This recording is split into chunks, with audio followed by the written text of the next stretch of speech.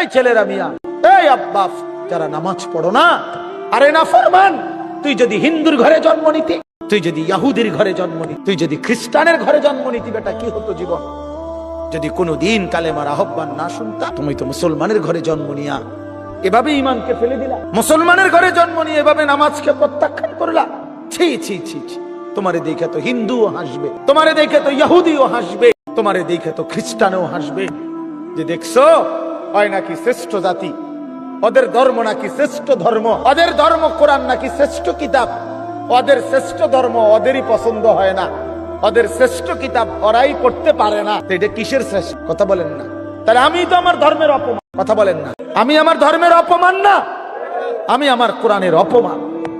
এজন্য তোমরা যারা বেনামাজি ছেলে, তোমরা ধর্মের অপমান। তোমাদের যাদের চুল বেঈমানের মতো, তোমরা মুসলমান ধর্মের অপমান। তোমরা